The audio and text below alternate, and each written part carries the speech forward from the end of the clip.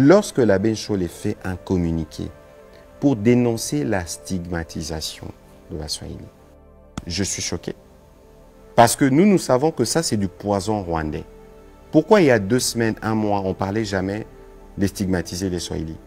Pourquoi on doit en parler maintenant? Et lorsqu'ils les disent, nous avons vu encore le week-end dernier une vingtaine de jeunes qui parlent le Swahili, qui sont de locution Swahili parce qu'ils sont à Goma, être sauvagement tués. Avez-vous entendu un mot? Pourquoi le président ne réunit pas le Parlement et déclare clairement la guerre au Rwanda? Un attentat qui s'est produit après les départs des acteurs principaux. Quelle est la crédibilité? Et moi, ça me dérange de voir que les prêtres ne condamnent pas de manière claire et ferme l'agression. Que les prêtres ne disent pas, n'appellent pas les chats par son nom. Parce que même rester au milieu du village pour favoriser le dialogue, justement, ils veulent pas frustrer les uns les autres. Lorsque vous dites qu'ils doivent rester au milieu du village, donc ça veut dire que lorsque nous, ils nous critiquent, ils cessent d'être au milieu du village. Qu'est-ce qui dérange dans la démarche de la SENCO et SCC? La libération, elle va arriver. Le gouvernement travaille, comme je le disais tout à l'heure, sur tous les fronts. Et à chaque réunion du Conseil de ministres, le président de la République revient dessus. Nous sommes à la fois sur le front militaire, sur le front diplomatique, sur le front judiciaire, sur le front économique, sur le front médiatique. Et tout à l'heure, d'ici ce soir, on va commencer ce qu'on appelle le front populaire. Parce qu'il est question ici, pour tous les Congolais, de tous les 4 coins de la République démocratique du Congo, de s'élever et d'être solidaires de nos compatriotes qui sont sous occupation, de leur envoyer un message de solidarité, d'amour et de compassion pour prouver que nous sommes un peuple uni. Ils ont même menacé, ils disent dans 48 heures, si on n'ouvre pas les banques et autres, ils vont trouver d'autres solutions. Que deviendront la population, les fonctionnaires et autres? Écoutez, là, ils sont bloqués, tout le monde n'est pas payé. Lorsque nous nous disons que c'est des terroristes, certains ont des doutes. Mais la preuve de ce qui se passe atteste que c'est des terroristes. Comment vous pouvez vous expliquer que vous êtes des forces d'occupation, vous vous attaquez à des écoles? Vous avez vu cette semaine le vent de panique chez les élèves des Goma. En fait, cette guerre, c'est une attaque à notre avenir. Dites-moi, qui refuserait de discuter avec le prêtre, le prince de l'église, parce qu'ils auraient dit que c'est les Rwandais qui a tué des Congolais? C'est connu partout, ça c'est dit partout. En quoi cela leur empêcherait de continuer à faire leur médiation? En quoi? Mais lorsque par ailleurs, nous voyons, nous, des images, sourire avec ceux que nous considérons comme ennemis, responsables de milliers de morts, ça pose un problème. Masolo ya Sikaye na Kinshasa avec la société BDN Nettoyage. Pour garantir l'hygiène dans notre environnement, la société BDN Nettoyage vous offre des services de qualité avec des matériaux aux normes internationales. Pour les nettoyages urbains, nettoyage de bureaux, nettoyage des salles d'école, nettoyage des appartements, nettoyage hospitalier, remise en état après déménagement, traitement phytosanitaire, espace vert. BDN Nettoyage vous offre aussi un service des femmes de ménage expérimentées pour tous vos besoins. Une seule adresse, avenue Révolution, numéro 4, commune de la Gombe. Référence, Hôtel Meriba, Prince de Liège. Pour tout contact, plus 243 97 91 99 381, plus 33 61 388 63 38. BDN Nettoyage, le meilleur de l'hygiène. BDN, c'est la qualité de notre service. Allez, je vous ai annoncé, c'est samedi 1er mars 2025. Notre invité, c'est le ministre de la Communication et Médias. Monsieur le ministre, venez. Monsieur Patrick Mouyaya Katemboué, ministre de la Communication et Médias. Monsieur le ministre, bonjour, bienvenue. Merci. Le Congolais vous suit. La première question, le premier message de tout le Congolais qui vous regarde ce matin, avant qu'on commence notre sujet du jour. Le premier message, c'est d'abord de saluer tous les Congolais. Et j'espère qu'ils sont, comme vous et moi, debout, déterminés à assurer la défense du territoire national. Merci, monsieur le ministre, d'avoir accepté notre invitation. Merci. La première question, monsieur le ministre. Aujourd'hui, 1er mars, quelle est la situation de la République démocratique du Congo? Écoutez, aujourd'hui, 1er mars, la situation de la République démocratique du Congo est dominée par la situation sécuritaire dans l'Est. Vous savez que deux de nos grandes villes, en l'occurrence Goma et Bukavu, sont sous occupation, mais aussi d'autres parties du territoire. Nous suivons heure par heure ce qui s'y déroule. Et d'ailleurs, ce matin, j'apprenais très tôt que cette nuit, les forces d'occupation sont allées à l'hôpital Île Africa pour essayer de chercher des malades FARDC ou Wazalendo, pour vous donner une illustration de l'horreur qui règne et de la barbarie qui règne. Hier, en Conseil de ministres, avant de terminer, le président de la République a dit qu'il faisait tout ce qui est en son pouvoir pour que très rapidement nos compatriotes puissent être libérés. Je pense que cette situation est une situation vraiment à l'image du corps humain. Lorsque vous faites face à une situation de ce genre, cette situation vous touche profondément. Et donc, il faut considérer que tout pour nous est en cours, est mis en œuvre pour nous assurer qu'on a libéré nos compatriotes des forces d'occupation qui non seulement les forces à aller à des meetings, mais après ils profitent pour les tuer. Et toute cette barbarie doit s'arrêter et nous nous sommes mobilisés sur tous les fronts pour le faire. Monsieur le ministre, après la prise de la ville de Goma, le président de la République avait annoncé une riposte. Aujourd'hui, tout le Congo se pose la question. C'est comme si, à la place de la riposte, nous, on a choisi la solution diplomatique. Pourquoi cette riposte? Non, écoutez, il faut faire attention et il faut vous méfier. Parce que nous combattons sur plusieurs fronts. Évidemment, il y a le front militaire. Sur le front militaire, il y a des questions qui relèvent des opérations dont on ne peut pas parler parce que principalement, nous connaissons les intentions de nos ennemis et je pense que vous ne pouvez pas imaginer, s'ils ont mis une telle intensité dans la guerre, c'est puisqu'ils ont trouvé la réponse qu'il fallait. On ne compte pas d'ailleurs au Rwanda. On fait l'omerta sur le nombre de militaires qui décèdent parce que ce n'est pas dans la tradition là-bas. Et donc, il faut considérer que sur le plan militaire, tel que le président de la République l'avait annoncé, il y a des choses qui se font, mais qui relèvent des détails opérationnels que je ne saurais pas communiquer et que je n'ai même, que j'ai pas parce que c'est pas de mon habilitation. Alors, au-delà, justement, du front militaire, parce que le président de la République l'a dit dans le New York Times, ça veut dire que nos populations seront libérées de toutes les manières, soit par la force, soit par la diplomatie. Il ne faut pas oublier que nous sommes dans un monde où il y a des structures qui sont organisées et c'est dans ces cadres-là que les efforts diplomatiques sont en cours. Mais autant on parle de diplomatie, autant on parle de justice. Vous avez vu la visite du procureur de la Cour pénale internationale ici. Autant on parle de la Cour pénale internationale, autant on parle de la mission d'établissement de faits qui doit arriver de Genève bientôt et de la commission d'enquête qui suivra. Autant on parle à notre niveau du front médiatique qui fait qu'aujourd'hui, nous détricotons quotidiennement le poison rwandais et nous combattons parce on nous invente des histoires disant que les swahiliphones étaient stigmatisés à Kinshasa, mais tout ça, ça concourt dans l'agenda de ceux qui pensent qu'ils veulent nous diviser, alors que nous devons donner une réponse d'unité. Et donc, au-delà de tout, le président de la République, le samedi dernier, a parlé à l'Union sacrée en disant qu'il faut aller en fait, cette guerre, il faut la populariser. Et ce soir, nous aurons dans ce cadre-là une activité qui permettra de donner le ton de ce que nous devons donner comme réponse. Parce que la meilleure réponse que nous puissions donner à ces défis qui nous touchent tous en même temps, c'est la réponse de l'unité et c'est sur quoi le gouvernement travaille. Depuis 6 ans que le président de la République est aux affaires, qui dirige la RDC, vous êtes pratiquement sur tous les fronts, vous avez assisté pratiquement à toutes les réunions. Qu'est-ce que vous répondez à ceux-là qui pensent que ça fait 30 ans que le même rhétorique de la communauté internationale revient toujours? C'est comme si on est en train de nous faire endormir au lieu de nous venir en aide.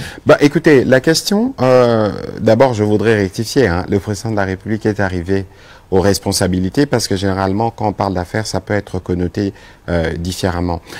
La question ici elle est claire et c'est ce que le président de la République et c'est ce que nous répétons tout le temps. lorsque nous disons que cette guerre n'est pas la guerre du président Tshisekedi, la situation que nous connaissons commence à 31e année, parce que c'est depuis 1994, après les génocides rwandais. Nous, à la demande de la communauté internationale, nous avions ouvert nos frontières pour donner une réponse humanitaire à la crise qui touchait un pays voisin de l'époque. Et c'est les débuts de nos malheurs. Aujourd'hui, nous en comptons plus de morts, 10 fois plus de morts que les Rwandais n'en ont connu dans les cas d'un génocide rwandais. Et donc, évidemment, nous, on a été dans les cadres justement de notre tradition hospitalière ouvert. Mais aujourd'hui, au bout de 31 ans, avec tous les drames qu'on a connus, ça doit s'arrêter. Alors ici, il faut pas, nous ne comptons pas sur la compassion internationale. Nous ne comptons pas sur eux pour venir... Parce qu'on a choisi le front diplomatique. Non, la question privilégie plus le front diplomatique. Non, la question, non, attention, attention.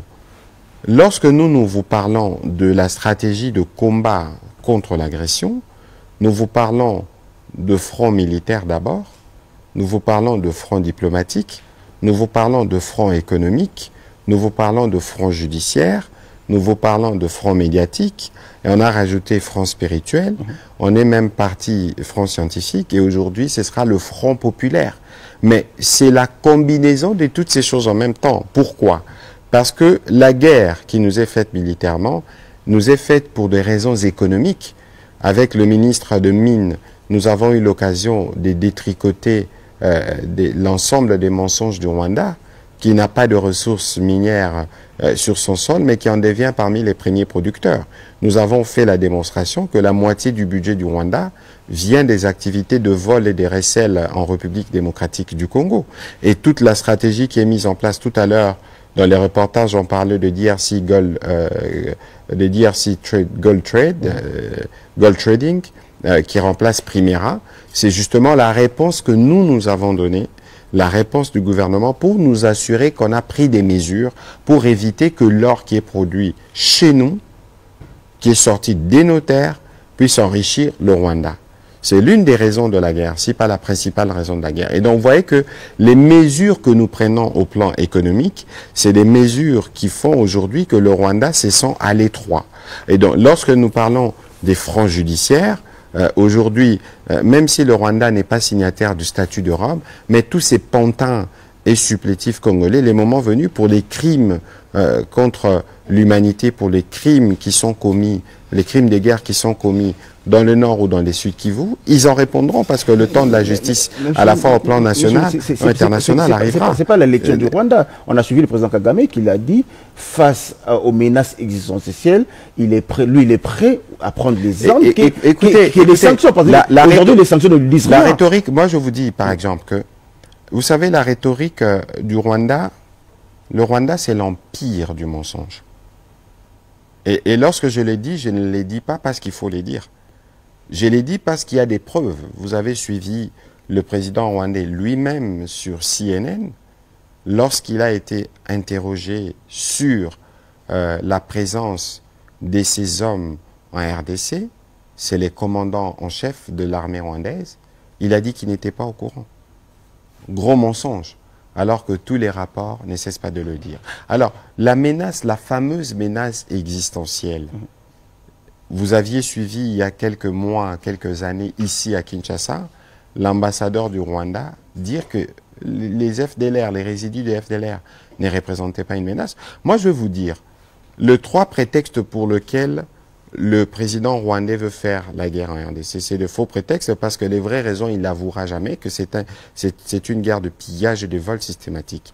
Il nous disait qu'il y avait un discours de haine en République démocratique du Congo, que les Tutsis étaient malmenés, qu'il y avait un génocide en cours. Mais dites-moi, Jessie, le ministre d'État, ministre des Infrastructures, c'est lui qui s'occupe de relier toute la RDC.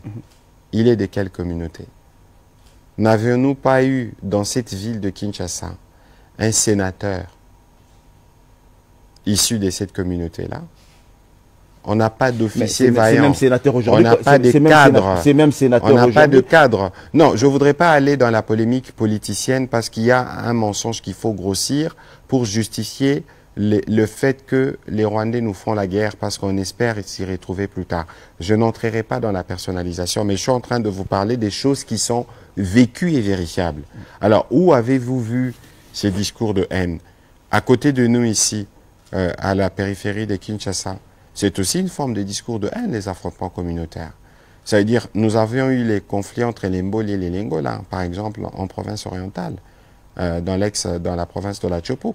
Ici, il faut faire attention, parce que ça, c'est le poison, le premier mensonge. Encore que vous ne pouvez pas, même si, par l'absurde, ce qu'il dit était vrai, encore que vous ne pouvez pas prétexter protéger une communauté en massacrant d'autres communautés. Surtout que vous avez connu les génocides. Vous savez ce que c'est.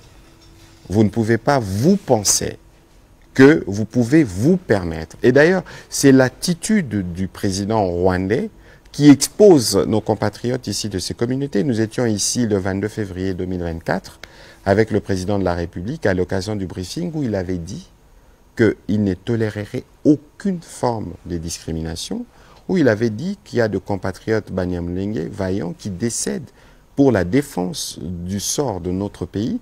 Alors, ça rime à quoi? Premier mensonge. J'en arrive. Oui. J'en arrive. L'autre mensonge, parce qu'il en avait 3.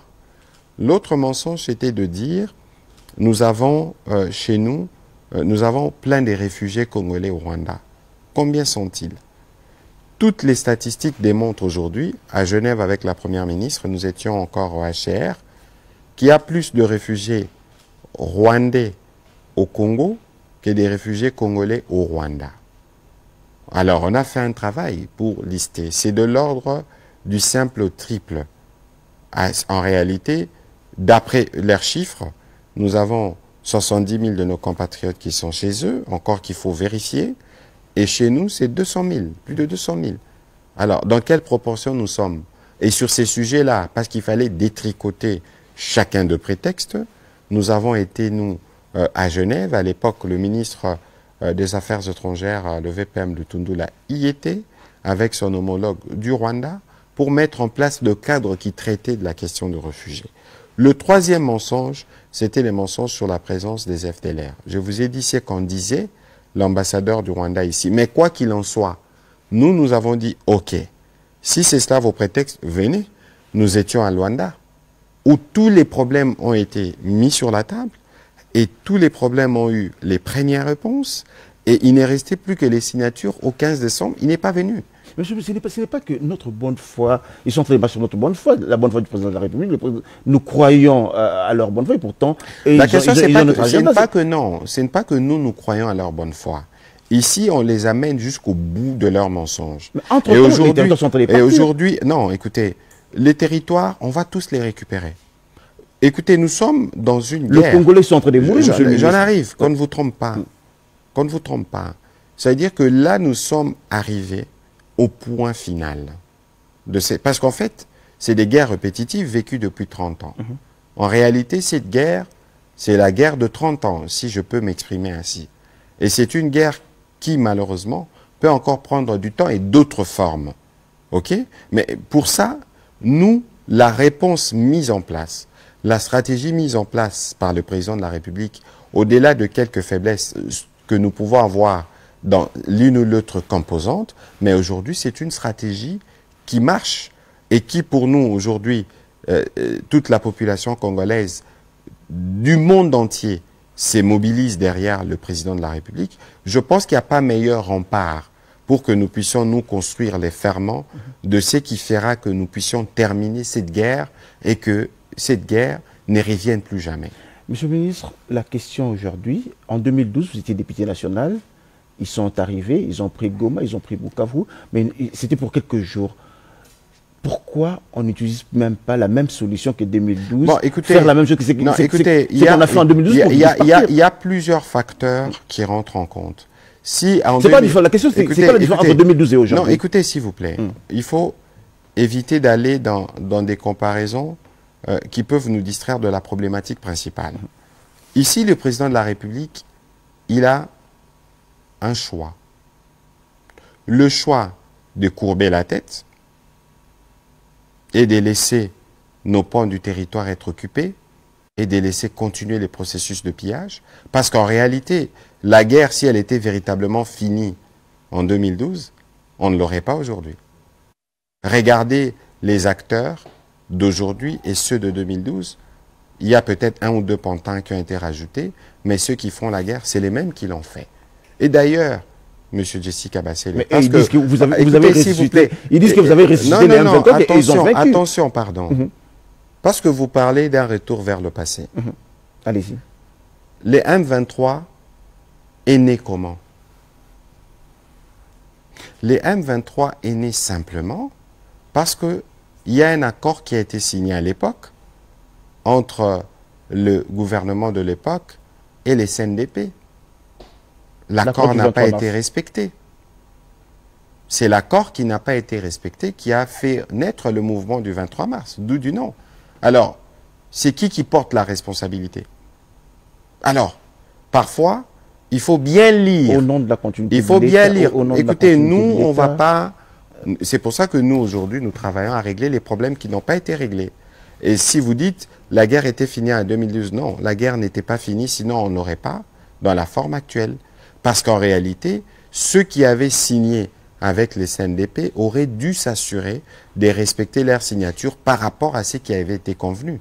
C'est ce qui a créé le mouvement du 23 mars, à la date à laquelle cet accord a été signé. Ça, c'est la réalité historique. Et donc, aujourd'hui, qu'on nous épargne du verbiage, nous travaillons à trouver des solutions définitives.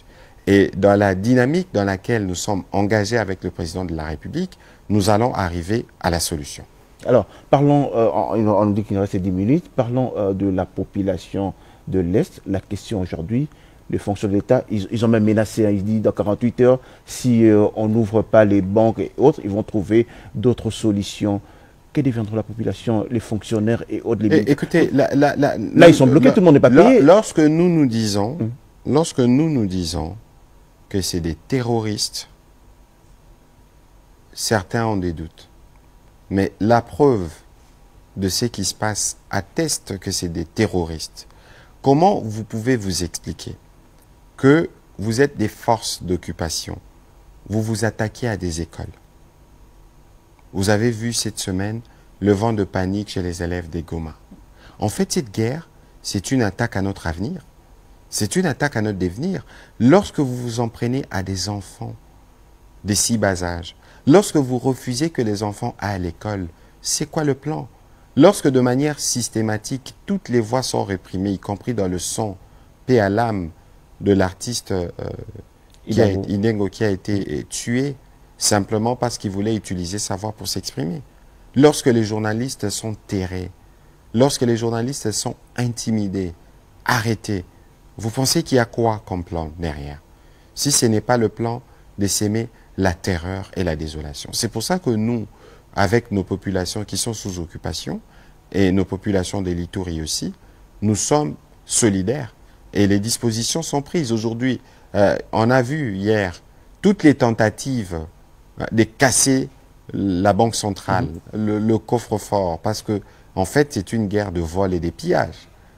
Aujourd'hui, on veut intimider les banques pour que lorsque les banques vont commencer, pour qu'on s'assure qu'on ait la possibilité d'émettre de l'argent.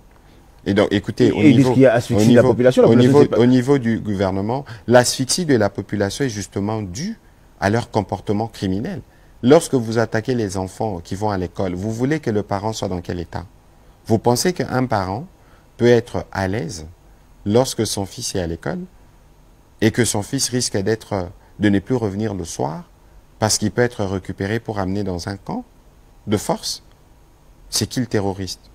Quoi qu'il en soit, au niveau du gouvernement, il y a des dispositions qui sont prises et les moments venus, on communiquera là-dessus. Qu'on ne vous trompe pas parce que nous ne pouvons pas abandonner notre population. Au contraire, nous travaillons à la libérer.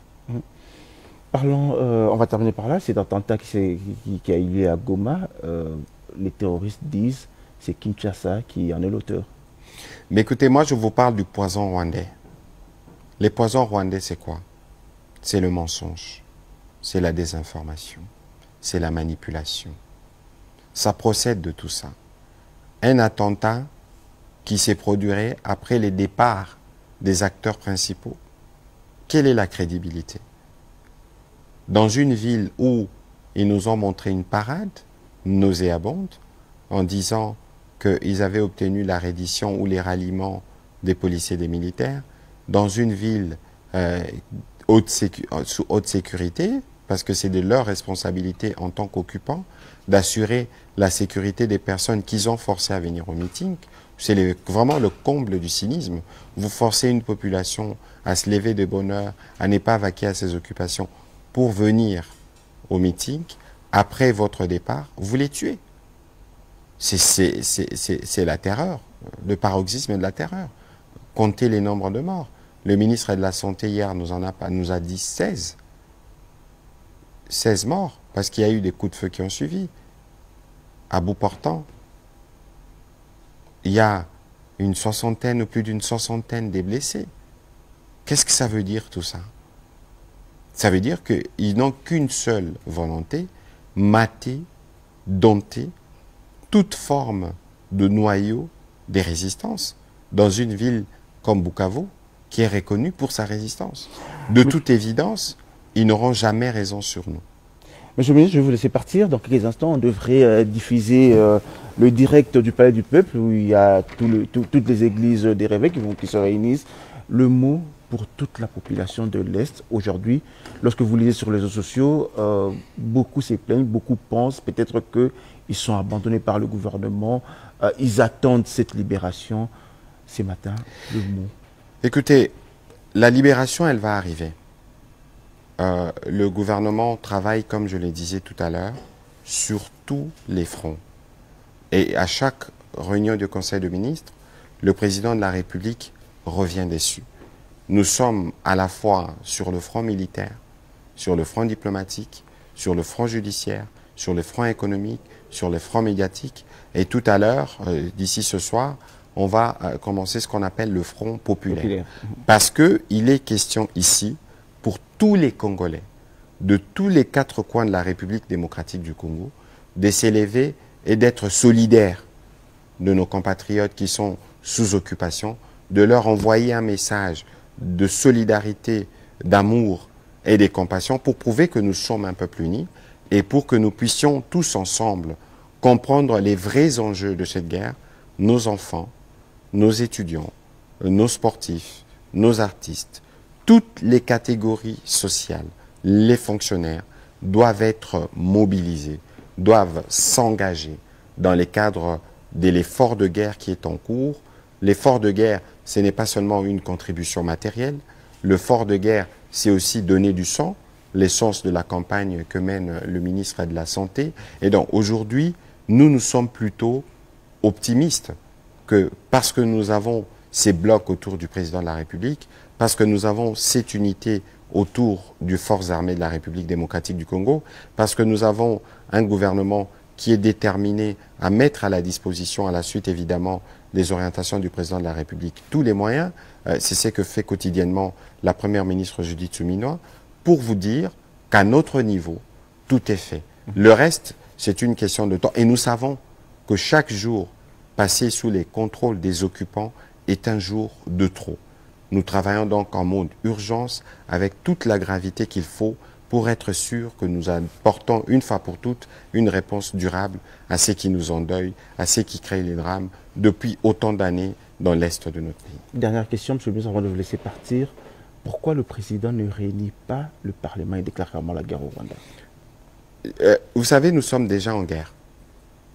Lorsqu'au 29 janvier, le président de la République fait les discours qu'il fait, martial, lorsque nous disons que nous sommes sur les fronts économiques, le front médiatique, nous sommes en guerre. Il y a déjà une guerre informationnelle terrible. Et d'ailleurs, je dois saluer l'action de tous les Congolais. Parce que si vous regardez aujourd'hui sur les réseaux sociaux, vous allez voir que les Rwandais sont très mal dans leurs mensonges quotidiens parce que les Congolais ont fait le choix tous de s'élever là où ils sont. Nous sommes en guerre. Ce n'est pas simplement le fait de la déclarer, mais les faits, nous vivons déjà dans la guerre. L'Assemblée nationale, et les reviendront en séance à partir du 15 mars. On verra ce qu'il en sera le moment venu, mais il faut considérer que nous sommes aujourd'hui tous mobilisés et debout pour donner une réponse à cette situation qui nous paralyse et qui plombe la sécurité dans des larges parties du territoire national. Je vais vous laisser partir, monsieur le ministre. Merci. Mais une toute dernière question. Allez-y. Qu'est-ce qui dérange dans la démarche de la SENCO et SCC? Je veux vous dire ce qui me dérange. Ce qui me dérange, ce n'est pas la démarche en soi, qui n'est pas mauvaise. Le pacte social, c'est pour la paix, non, le bon vivre. La démarche n'est pas mauvaise. Une initiative portée par deux prêtres pour faciliter un dialogue, pour construire la cohésion, personne ne peut s'y opposer. Ce qui dérange, c'est de voir que les prêtres, qui sont ceux qui nous rappellent de manière constante, quand il y a des choses qui ne fonctionnent pas, mais qui disent, des questions de gouvernance, des critiques, ils formulent de critiques de manière claire au gouvernement, parfois fondées, parfois pas très fondées, mais ils critiquent et ils font de réquisitoires qui sont très très durs. Dans leur rôle, nous l'acceptons. Mais moi, ça me dérange de voir que les prêtres ne condamnent pas de manière claire et ferme l'agression. Que les prêtres ne disent pas, n'appellent pas les chats par son nom. Parce que même rester au milieu du village pour favoriser le dialogue, justement, ils veulent pas frustrer les uns les autres. Lorsque vous dites qu'ils doivent rester au milieu du village, donc ça veut dire que lorsque ils nous critiquent, ils cessent d'être au milieu du village. Parce qu'ils sont dans un rôle. Dites-moi, qui refuserait de discuter avec le prêtre, le prince de l'Église, parce qu'ils auraient dit que c'est les Rwandais qui a tué des Congolais? C'est connu partout, ça c'est dit partout.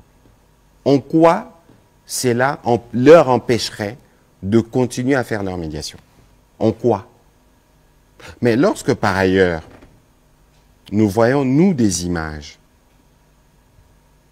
sourire avec ceux que nous considérons comme ennemis, responsables de milliers de morts, ça pose un problème. Moi, j'étais les premiers à dire qu'il ne fallait pas du tout recourir sous aucune forme à la violence contre les lieux de culte, contre les églises. Nous avons dit non à des réactions de ce genre, à la suite même de ce que le président avait dit. Mais, Jessie, lorsqu'il y a un mal d'une telle ampleur, lorsque les plaies sont fraîches, il y a l'attitude. L'attitude aurait été, ils auraient passé un message plus fort. Deuxième point. Très vite, lorsque l'abbé Chollet, je les cite, fait un communiqué pour dénoncer la stigmatisation des Swahiliphones. Je dois d'abord rappeler qu'il n'y a pas une tribu ici, Mouswahili. Les Swahili est une langue véhiculaire qui est parlée, pas seulement en RDC, qui est parlée partout.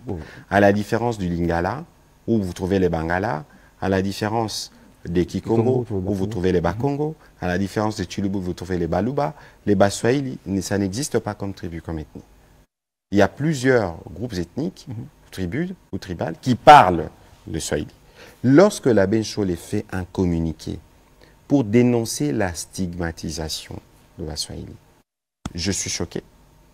Parce que nous savons que ça, c'est du poison rwandais. Pourquoi il y a 2 semaines, 1 mois, on ne parlait jamais de stigmatiser les Swahili?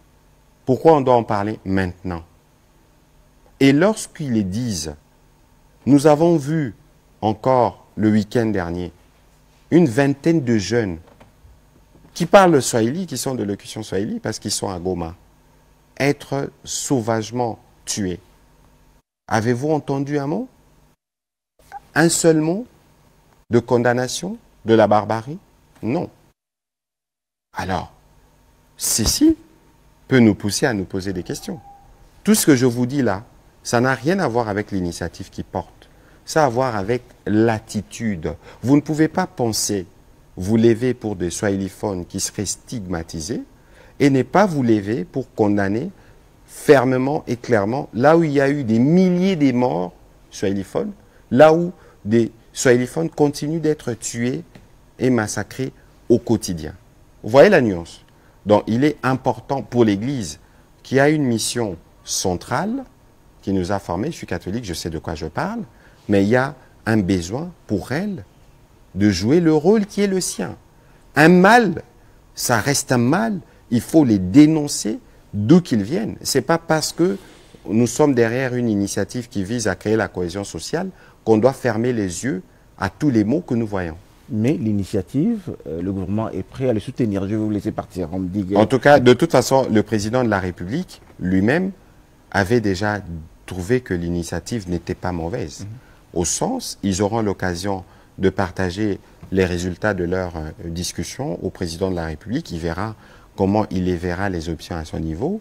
Moi, je ne suis pas dans l'essence de cette démarche pour laquelle il y aura une suite. Moi, je suis dans la dénonciation du mal. Et il y a un mal rwandais qui tue des Congolais. Et il y a ces mal qui doivent être dénoncés de manière claire et ferme, y compris par des prêtres. Il y a des menaces de balkanisation qui pèsent sur notre intégrité territoriale. Ces menaces doivent être clairement dénoncées. Monsieur le ministre, remercie. C'est moi qui vous remercie. Notre plateau reste ouvert, venez quand vous voulez. Mais merci beaucoup. Ce soir, je crois que nous aurons rendez-vous avec, je ne donnerai pas plus de détails, mais nous aurons un rendez-vous ce soir avec tous les Congolais. Ce sera à travers la télévision nationale, parce que c'est la télévision qui nous rassemble tous, et puis ce sera sur terrain. Parce qu'on a parlé du Front populaire, désormais, nous tous, alors nous irons sur le terrain pour nous assurer que les Congolais sont pleinement mobilisés et que les Congolais ont compris le rôle qu'ils doivent jouer pour contribuer au retour de la paix. Seulement à Kinshasa ou même dans les provinces? Dans toutes les provinces. Vous avez, le ministre Sakombi était hier à Lissala, vous voyez le VPM de transport, le VPM défense s'est déployé, et tous les membres du gouvernement, nous allons nous assurer que partout où il y a des Congolais, nous leur passons le message de la nécessité d'être unis et debout derrière le président de la République pour mettre fin à cette situation de guerre. Merci, monsieur le ministre. C'est moi qui vous remercie.